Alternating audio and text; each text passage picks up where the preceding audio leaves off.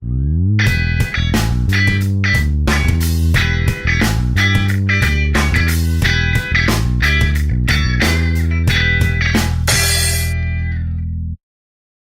nossa aula hoje nós vamos dividir, né? Vai ter a primeira parte que é teórica, que é a evolução do pensamento geocientífico. Nós vamos ver como que foi se entendendo, né, o funcionamento do planeta Terra, né, e até os dias de hoje, né. É interessante porque é uma questão que eu acho que principal nessa etapa, né, de evolução, como é que vocês acham que, por exemplo, hoje vocês veem o planeta, televisão mostra isso tudo mais, como é que vocês veem o planeta? É uma coisa dinâmica ou estática? E pouco ou muito dinâmica? É muito. E qual é a resposta dessa dinâmica que a gente vê nos jornais a todo momento?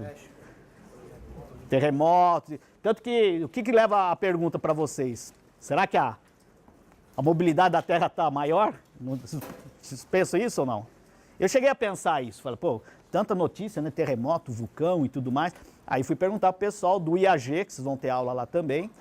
Será que está tendo uma maior mobilidade, né, nas placas tectônicas, né? E aí eles falaram que não. Estatisticamente, todos esses terremotos estão dentro do padrão estatístico. Então, por que que tá acontecendo? Notícia que vem, né? As notícias. Hoje tem um site da IUGS que você vê online agora, onde está tendo sismo, a intensidade. Porque o planeta inteiro tem sismógrafos, né? Então está mostrando desde os pequenos até os maiores, né? Então a velocidade da informação é maior, felizmente, né?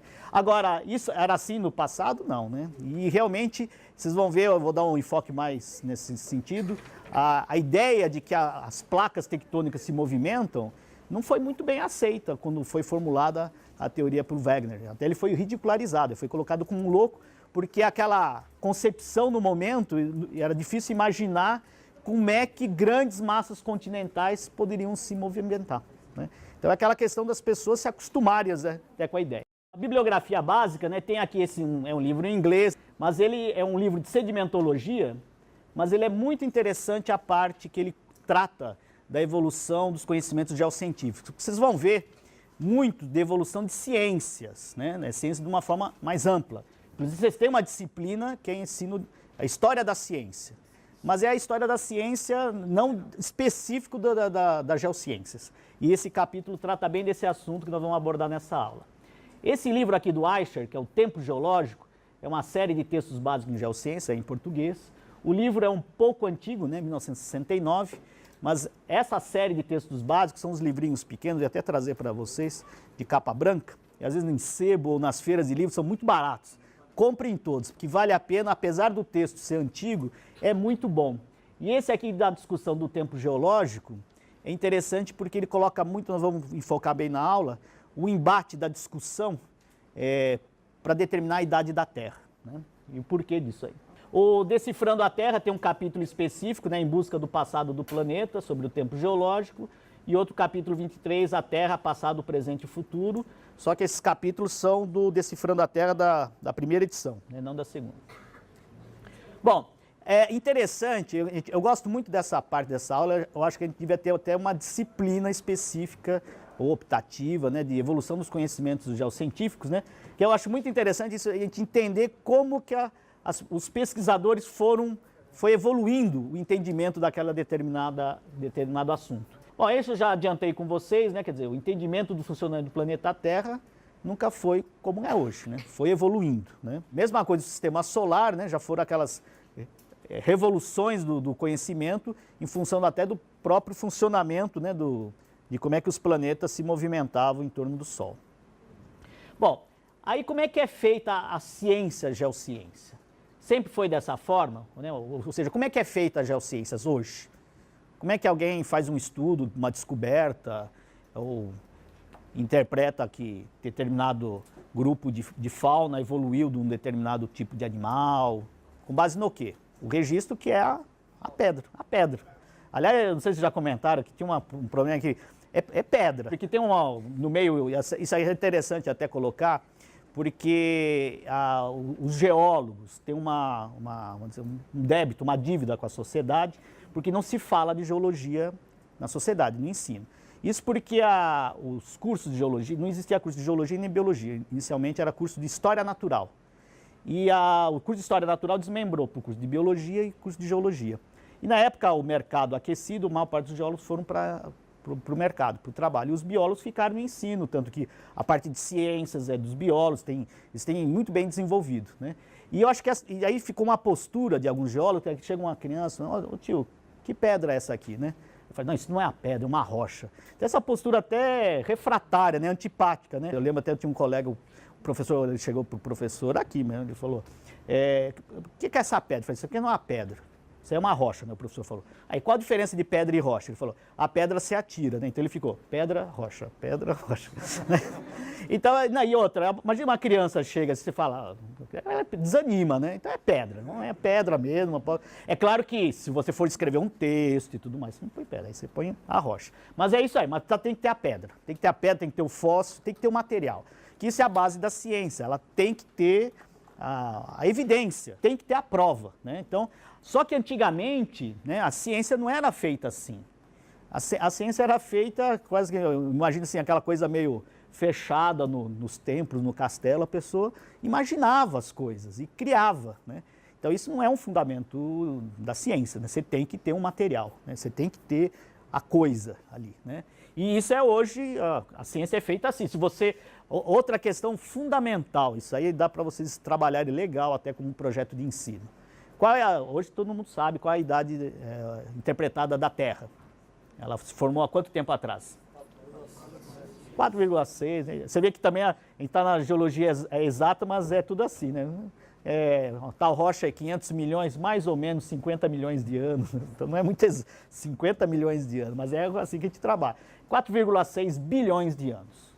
Só que a rocha mais antiga que tem na Terra é de 3,8, 4 bilhões de anos. Então por que a gente interpreta que a idade da Terra é 4,6? Isso é legal, né? Com base em quê? Na datação. Bom, agora ele colocou de outros planetas, tudo bem. Só que na época que se determinou que a idade da Terra tinha 4,6 bilhões, tem aí nos slides, não lembro, 1940, 1950, não tinha saído nenhuma espaçonave. A gente não tinha ido para os outros planetas. Mas, como é que a gente pode estudar material de outros planetas? Sem ter que ir? Os meteoritos, né? Então, quer dizer, começa a datar, você tem um novo método, você começa a usar. E aí você data as rochas da Terra, né, 3,8 máximo. Só que os meteoritos, todos eles, dá 4,6.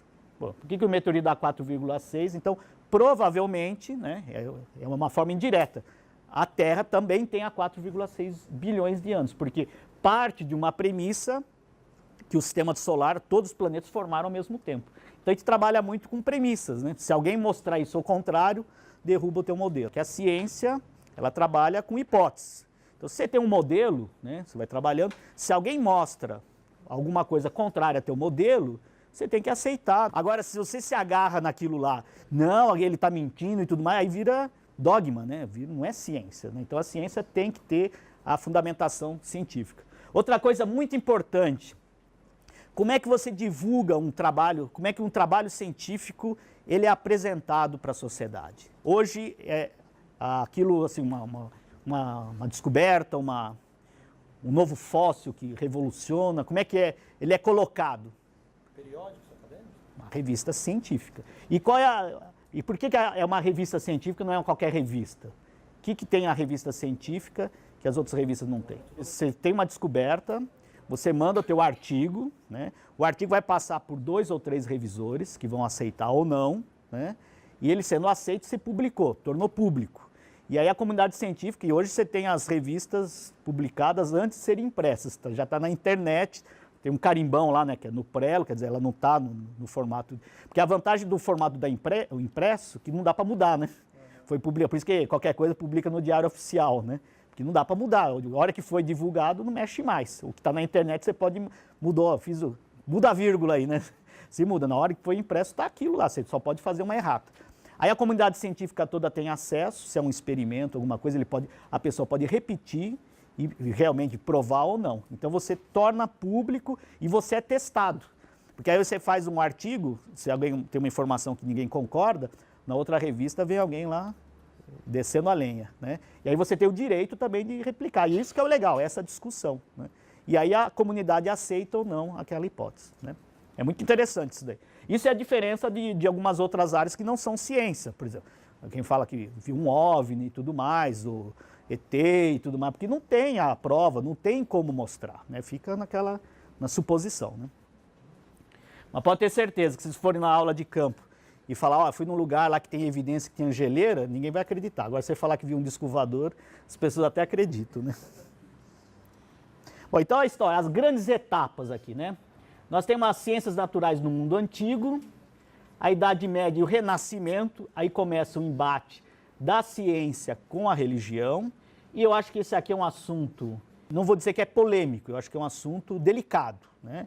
E é um assunto interessante de abordar com vocês, porque vocês vão enfrentar isso como educadores, né? Eu já dei aula para criacionista e tudo mais, né?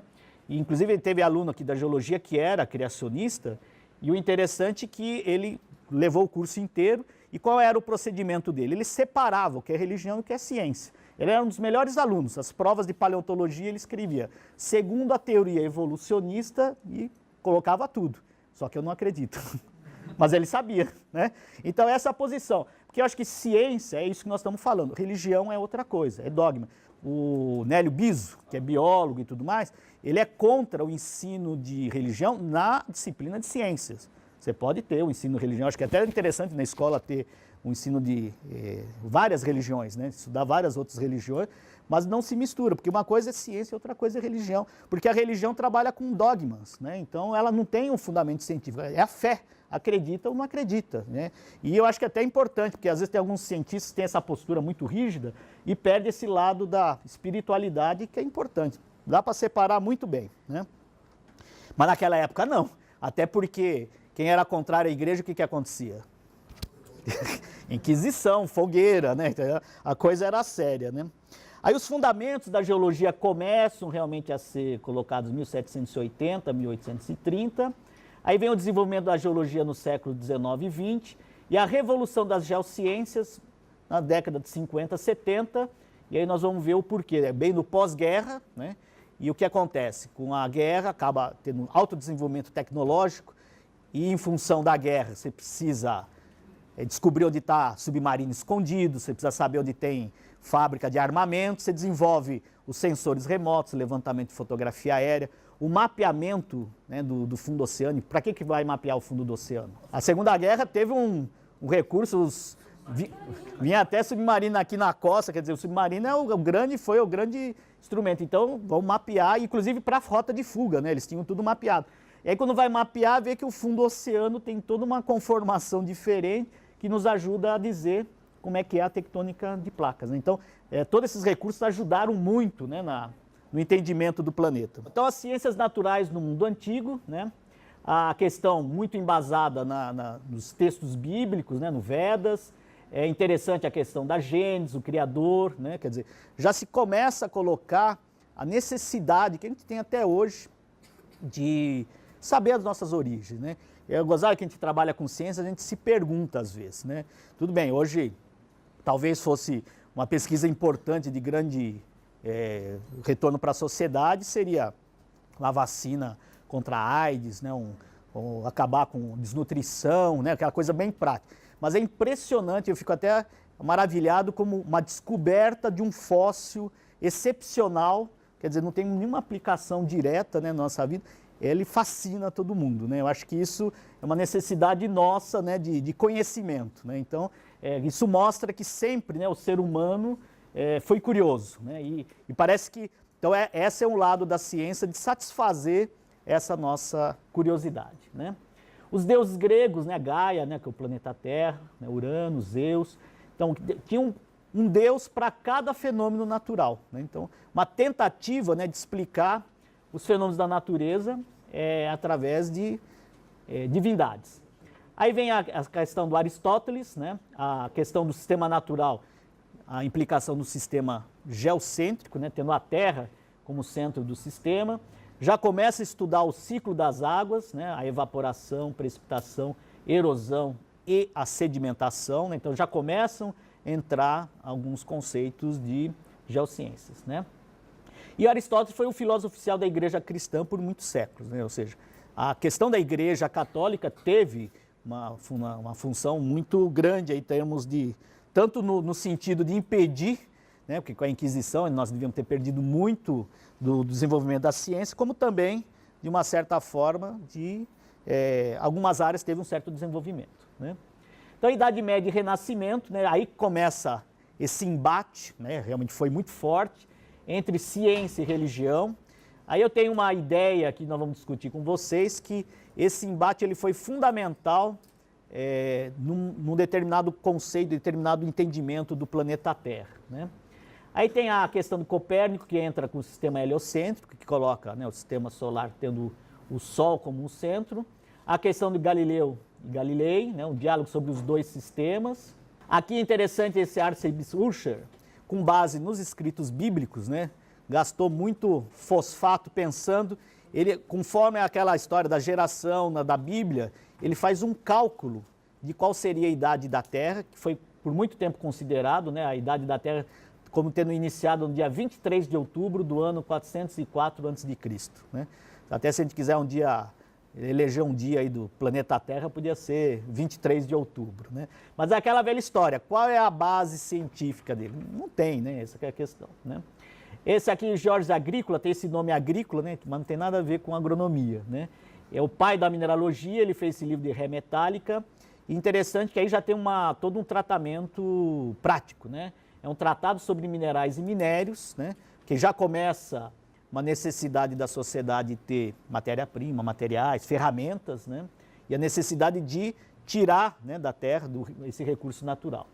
O Steno tem um papel fundamental, são um nome importante. Na verdade, Steno e Hutton são os grandes nomes importantes para o entendimento da evolução da geologia. A questão do Giovanni Arduino começa os primeiros conceitos da estratigrafia. Então, tudo que a gente fala da estratigrafia é sucessão de estratos, né? E envolve, de uma certa forma, a história geológica, né? Então, a estratigrafia do estado de São Paulo, as rochas mais antigas aqui na Serra do Mar, aí depois tem uma sucessão de camadas de 200 milhões de anos com determinado contexto sedimentar do ambiente, e vai evoluindo, aí a abertura do Oceano Atlântico, forma uns diques, teve vulcão, tudo isso é a parte que a gente chama da estratigrafia. E ele tentou já criar uma estratigrafia do planeta Terra com essa subdivisão de primário, secundário e terciário. E as formações modernas seriam os sedimentos atuais, areia inconsolidada, e as lavas vulcânicas, né? E é muito interessante esses termos primário, secundário e terciário, que permanece até hoje nas ciências geológicas uma tendência de seguir essa conceituação até relativamente antiga. Quem saberia me explicar o que já viu de geologia que aparece? Primário não vê mais, né? Secundário, nem na escola, né? Antigamente que tinha ainda, né? Primário, secundário não tem mais, né? Fundamental, ensino médio, terciário. Então, a gente fala o período quaternário. Inclusive, esse período quaternário teve uma discussão de se acabar com esse nome, não usar mais, e usar neógeno, né? Criou maior polêmica, porque é um termo muito utilizado, tem a Associação Brasileira dos Estudos Quaternários, sabe aquela coisa que ficou sacramentada? E aí foi retomado, quer dizer, o período quaternário voltou a estar valendo, mas o terciário caiu, não existe mais, né? Mas depois a gente volta nesse assunto. Aí as figuras, né, do Ré Metálica, do Georges Agrícola, né? E é interessante a riqueza de detalhe, né, das informações, e aí a gente passa até para vocês como é importante uma figura, né? Então aqui ele mostra já um processo de sondagem, né? Fazer uma perfuração com coleta de amostra para investigar o que está embaixo, um peneiramento, né? Um processo de beneficiamento de minérios, separação de minérios. Ó, recursos, né? Na 1556 são utilizados até hoje, né? É o garimpo, mas o uso do quê? Ó? Uma bateia. Não é uma peneira, não, é uma bateia que é que nem um disco. Esse é um outro sistema que aqui no Brasil eles chamam de cobra fumando ou giga. Ele tem essas barreirinhas, né? Aqui o sedimento vai sendo lavado com a água, né? E o mais pesado fica preso nessas barrinhas aqui, nessas barreiras, né? É uma forma também de separar ouro utilizada até hoje, né? Então, quer dizer, são técnicas que já eram utilizadas já há muito tempo atrás. Bom, esse aqui é o conceito medieval, né, da Idade da Terra, né? Na qual ficou consolidado por muito tempo que a Terra teria 5.520 anos, né? Gente, dá para explicar tudo que ocorre no planeta Terra. Qual é a principal questão aqui que você põe abaixo, que você não consegue explicar se a Terra se originou há 5.000 anos atrás? Que até foi muito utilizado esse argumento foi muito utilizado para derrubar esse conceito. Onde vocês acham que essa questão da idade da Terra pegou pesado? E aí o embate mesmo entre os criacionistas e os evolucionistas ficou muito forte. Eu acho até porque tenho muitos amigos biólogos, eles têm uma postura, já vi até em defesa de tese, fiquei até espantado, uma bióloga dizendo, eu acreditava, tinha minha religião, aí quando comecei a fazer biologia, deixei de acreditar. Eu falei, não dá, são coisas distintas, né? Mas por que ficou muito forte entre os biólogos? A evolução, a seleção natural.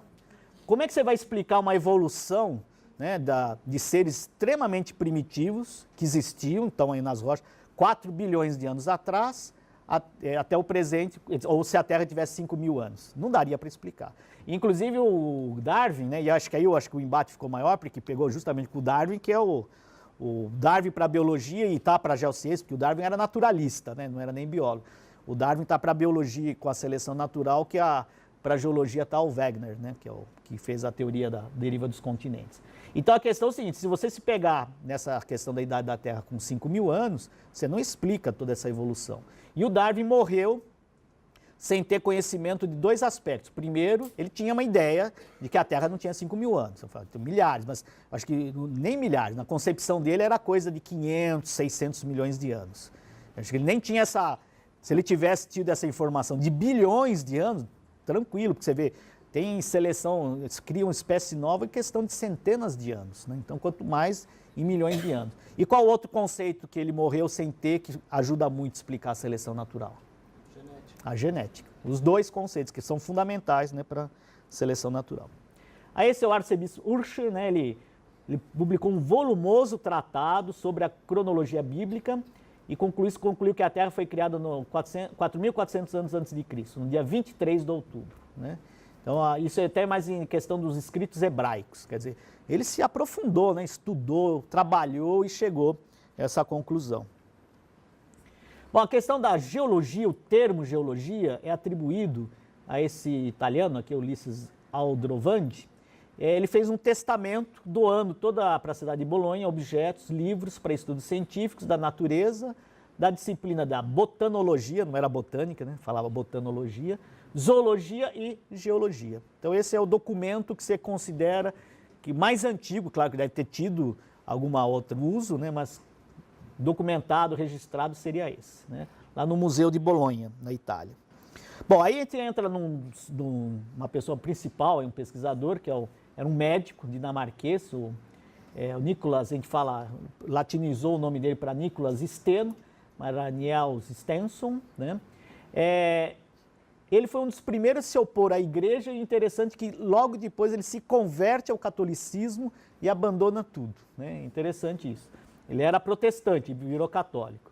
Mas aí ele tinha visto uns dentes de fóssil de tubarão, que ele chamava de Glossopteria, né? E esses fósseis, tem essa forma triangular, eles atribuíam a fenômenos extraterrestres, né? Vinha de fora, porque é esse formato de flecha. Inclusive é interessante trabalhar até essas questões do inconsciente coletivo natural. Lugar que tem ponta de flecha, aquelas pontas de flecha que são lascadas, que são materiais arqueológicos, o pessoal fala que é pedra de fogo. Eles acreditam que quando cai um raio é ele que vem e fica na terra, né?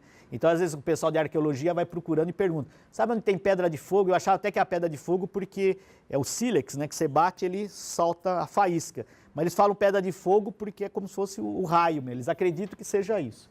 E esse formato, lembrando uma flecha, muita gente eles achavam, inclusive até matavam pessoas, eram mortas com isso, né?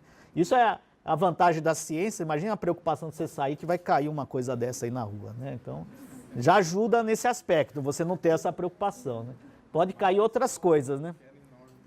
E era uma coisa enorme mesmo. E aí ele dissecando um tubarão, ele viu o dente muito parecido. Então ele fez a interpretação que esse material que se encontrava na superfície da Terra não tinha vindo do céu, né? Era um fóssil de um dente de tubarão, né? Então ele começou a mostrar isso daí, né? Os fósseis de belemnites também, que eram também interpretados como caído do céu, que inclusive criavam, né, causavam morte nas pessoas. Então ele entendeu isso daí fazendo ciência, né, dissecando um tubarão. E aí ele escreveu essa dissertação, e é interessante como os títulos que eles colocavam, né? É mais ou menos a tradução pode ser um sólido natural contido em outro sólido. Como é que levou a pessoa a escrever um título como esse?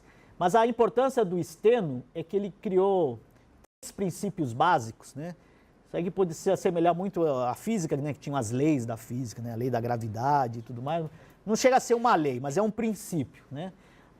Um deles é a horizontalidade original, é um princípio que a gente utiliza até hoje, que geralmente as camadas horizontais se estendem por grandes áreas, né? Essa continuidade lateral, mas o mais importante é a superposição das camadas.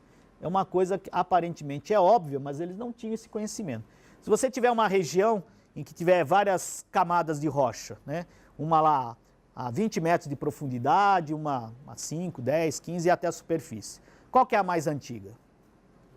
É demais, é meio óbvio, né? Mas naquela época não era, ele chegou a colocar isso como um princípio, né? E é interessante que tinham uns outros pesquisadores que acho que eram pintores, alguma coisa, eles comparavam essa relação com camadas de tinta, né? Você tem a pintura mais nova, é a mais nova, e você vai descascando a pintura, quanto mais fundo é a mais antiga, né? E isso daqui, gente, foi assim, crucial para entender a evolução do planeta. Isso aqui é interessante, porque isso aqui tem que levar em consideração uma questão. Hoje é óbvio isso daí, mas naquela época não era tanto, porque como é que as pessoas entendiam determinadas coisas naquele momento. Agora, imagine que é legal fazer essas comparações. Como é que você vai explicar alguns fenômenos da geologia sem usar a tectônica global, que hoje é natural, né? Não se conseguia, então a dificuldade que era. E o interessante em ciência é que quanto mais próximo a gente se aproxima do que seria o natural, o verdadeiro, as coisas fluem, funcionam. E isso funciona muito. Você cria um modelo e aquele modelo não é o próximo do real, as coisas não se encaixam, né? Essa que é a questão. Outra comparação, acho que é muito interessante, no Einstein, não precisa ser muito longe, né? Ele fazia uns cálculos tendo a concepção de que o universo estava estático, né? E isso que eu acho um absurdo, o cálculo não batia. O que ele fez para o cálculo dele fechar? Ele criou a constante, ele deu o nome. Constante cosmológica. Ou seja, o cálculo não fechava, ele deu um jeitinho. A constante cosmológica, ele falou que foi o maior arrependimento dele, não sei se foi arrependimento ou alguma coisa, mas eu acho que é o seguinte, matematicamente ele conseguia comprovar que o universo estava em expansão, mas ele não tinha essas evidências. E eu acho que ele não teve a coragem de mostrar que matematicamente ele mostrava isso. Aí colocou a constante. Depois descobriram que o universo estava em expansão.